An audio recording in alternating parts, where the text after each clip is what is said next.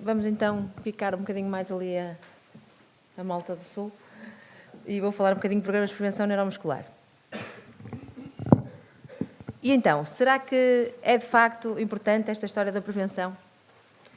E o que nós temos verificado desde o início da manhã é que o desporto não é desporto sem lesões. O Domingos ainda agora falou e naquele quadro mostrou quase todos os segmentos anatómicos atingidos durante a sua prática desportiva.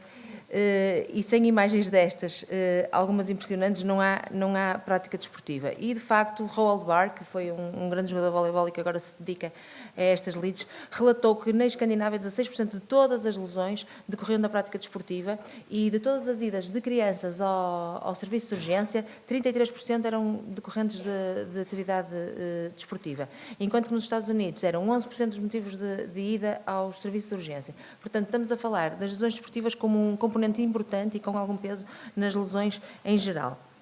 Mas a verdade é que este risco de lesões, as lesões não podem ser faladas só em lesões, porque o risco de lesões difere claramente entre dispostos, como é documentado neste estudo do Comitê Olímpico Internacional nos Jogos de Atenas, em que se pode ver que, enquanto que num jogador de handebol ou de futebol houve uma lesão em cada 10 jogos, nos voleibolistas, pelo contrário, houve uma lesão em cada 100 jogos. Portanto, há modalidades com um risco de lesão mais elevado que outros.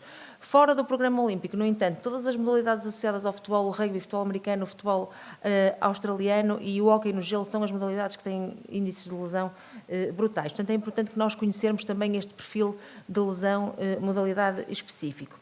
Para além disto, também varia a seriedade da lesão. E o que é curioso é que nós às vezes esquecemos, mas as lesões desportivas são globalmente mais severas do que as lesões ditas habituais. A Federação Inglesa de Futebol fez um estudo engraçado e concluiu que o risco de lesão grave num futebolista é aproximadamente 1000 vezes superior ao risco de um trabalhador da indústria, que é um trabalhador pesado e que está a executar um trabalho de alto risco. E isto é engraçado sem ter piada nenhuma, é inaceitavelmente alto este risco. Então sim, a resposta à minha pergunta, a prevenção interessa, mas haverá uma base de evidência para esta prevenção? Como resposta, uma procura na PubMed nos últimos 7 anos, e o que eu verifiquei foi que o número de estudos sobre lesões desportivas aumentou 43%, enquanto que o número de estudos relacionados com a prevenção aumentou 300%. Portanto, de facto, tem-se vindo a fazer cada vez mais investigação na área do desporto, e muita dela com qualidade e muita dela com evidência grau 1 e 2. Mas então vamos lá ver. O desporto é bom, o desporto é mau, o Dr. Lourenço dizia fiquem em casa, a malta diz é bom por causa da saúde. É o desporto saudável? Nós sabemos que o desporto diminui de forma geral o risco de morte prematura, de forma específica o risco de morte pelas 5 doenças que mais matam no mundo ocidental, nomeadamente as doenças cardíacas, a hipertensão arterial, a obesidade, a diabetes e o cancro do colo. A questão é que os benefícios da prática desportiva ao nível daquilo que nós falávamos há bocado, não no exercício, mas no desporto, se estes benefícios vão contrapor o risco de lesão e as suas sequelas a longo prazo, principalmente nos atletas de alta competição. E o que nós vamos ver é que nos ex-atletas de alta competição, a esperança média de vida é superior à esperança média de vida do indivíduo sedentário ou com atividade física regular. A taxa de hospitalização é menor e o internamento por doença musculoesquelética é bastante maior. Ou seja, a evidência sugere que, apesar dos benefícios da atividade física, as lesões são um efeito colateral bastante sério. E às vezes nós esquecemos disto e falamos sempre dos efeitos benéficos da atividade física, até para nos promover a nós que somos profissionais do desporto. Isto, o que é que quer dizer? Quer dizer que nesta promoção, para que nós promovamos efetivamente a prática desportiva, temos de abordar estes problemas. E, na minha opinião, a maneira de o fazer é desenvolvendo e promovendo medidas de prevenção de lesões. Portanto, na minha opinião, vamos todos com a seta para a direita, good choice, a prevenção. O que é que nós sabemos? É que cerca de 50% das lesões de que falamos neste seminário durante a manhã são preveníveis. O que torna muito importante identificar, o que torna muito importante... Vamos lá outra vez. Identificar e rastrear os atletas em risco e, mais uma vez, ter conhecimento daquilo que nós fazemos. Conhecer o perfil específico do atleta e o perfil específico da modalidade. É muito importante conhecer a técnica, conhecer o gesto específico, conhecer a mecânica daquilo em que estamos a trabalhar. No entanto, isto é um processo complexo. Para prevenir, o que é que temos que saber? Temos primeiro que identificar corretamente os fatores de risco associados, os mecanismos de lesão, desenhar uma intervenção e aplicá-la. 2 grandes mecanismos de lesão, todos nós conhecemos, salientar a lesão decorrente de microtraumatismos de repetição, que é muito mais frequente, que vai causar as lesões de sobrecarga, que parasitam muito mais vezes os nossos atletas e muitas vezes eles jogam lesionados, como também já foi dito hoje, e depois as lesões agudas resultantes de um episódio traumático agudo, um episódio macrotraumático, que por serem muito mais vistosas despertam muito mais a nossa atenção, mas se calhar a nossa atenção devia-se focar um bocadinho mais nas outras. Então, as estratégias de prevenção devem focar-se nos fatores de risco que se dividem, como vimos anteriormente, em extrínsecos e intrínsecos e ainda em potencialmente modificáveis e não modificáveis.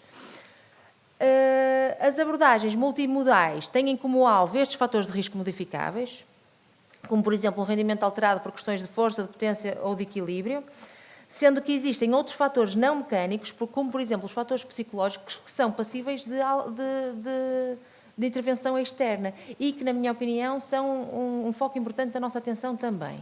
Porque nós sabemos que o atleta que tem alterações do stress, ansiedade competitiva, agressividade, autoculpabilização, vai ter comportamentos diferentes, mesmo a nível de comportamento motor. Vamos lá outra vez aos fatores neurocognitivos. Estou ansiosa pela discussão que vai advir daqui. Especialmente a velocidade de reação, que tem sido reportada como uma contribuição direta para o controle motor, o que influencia indiretamente o risco de lesão. E, mais uma vez, a orientação modalidade específica. Nós temos que conhecer bem a mecânica, a fisiologia da nossa modalidade, os padrões associados à repetição do gesto.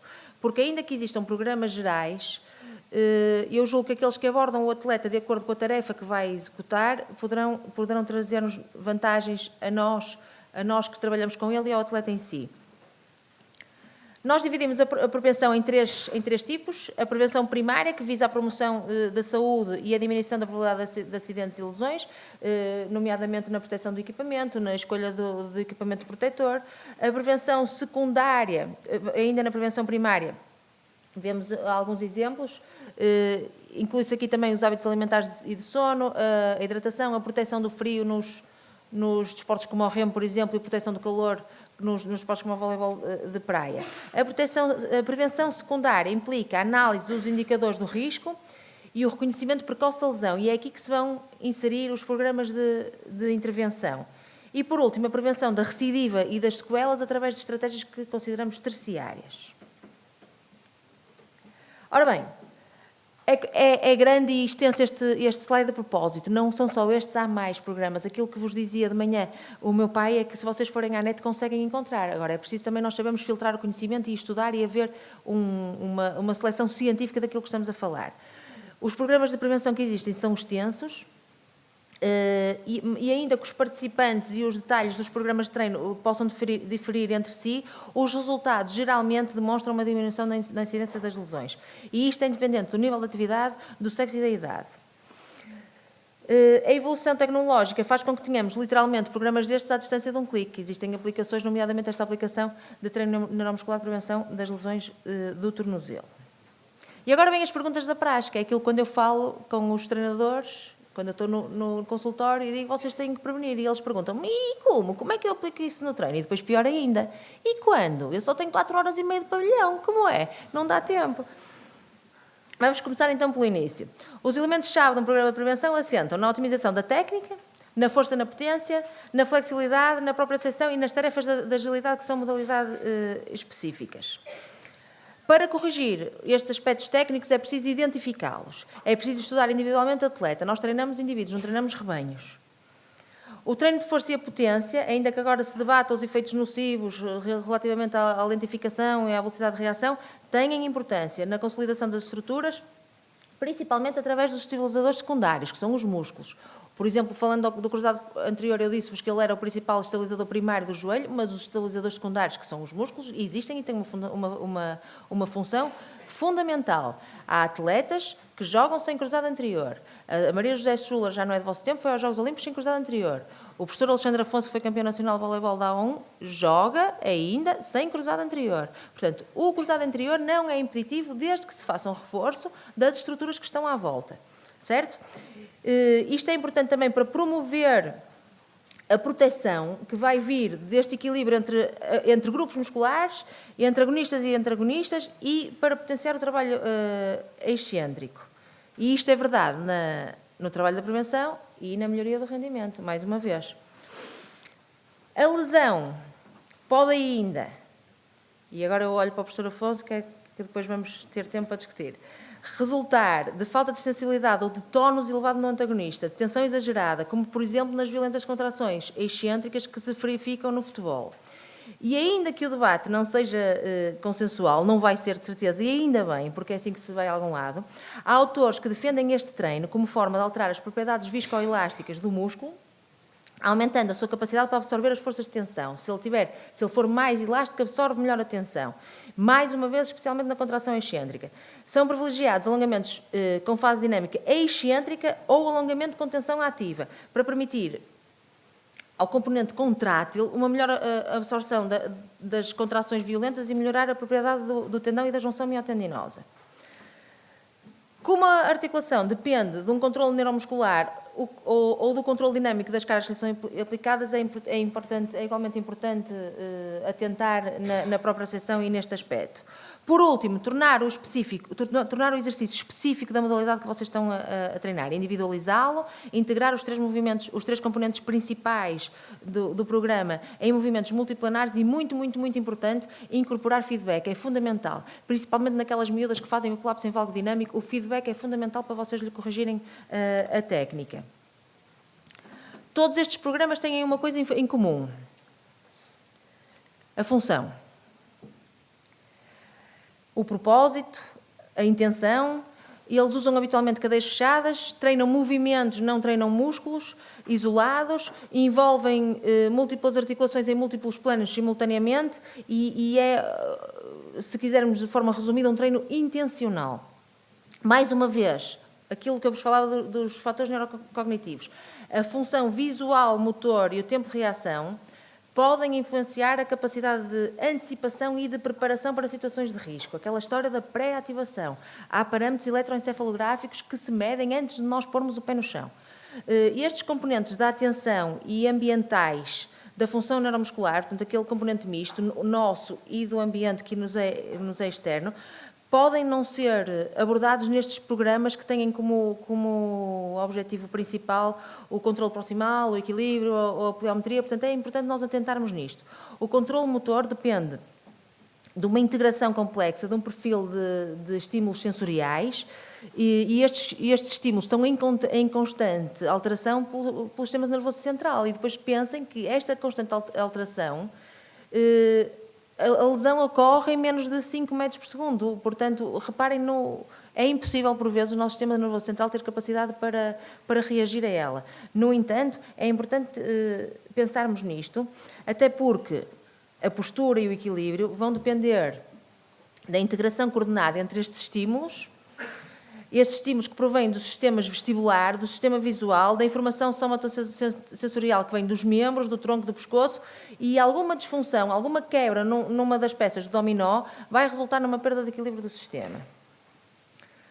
Ou seja, a incorporação de elementos neurocognitivos como tarefas duplas, resposta a estímulos, antecipação, tomada de decisão, programação do movimento relativamente a um alvo externo é de valorizar. Nós agora já vemos muito daquilo no futebol, mas aquilo começou a ser visto na Fórmula 1. Vocês não se lembram de ver o Alonso com aquelas coisinhas? Portanto, isto já se usa há algum tempo, no futebol está a ser usado cada vez mais, tem de ser transportado para os outros desportos.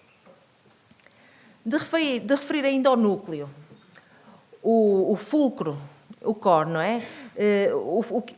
É fundamental para a postura e para o equilíbrio. Permite a transferência de energia, permite alicerçar o movimento como um todo e se ele não fosse tão importante, não tinha este nome.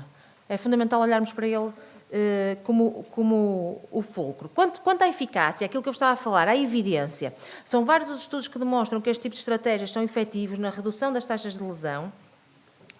Os que eu trago são uma amostra mínima. do treino neuromuscular, do treino de core, do treino da capacidade do ombro.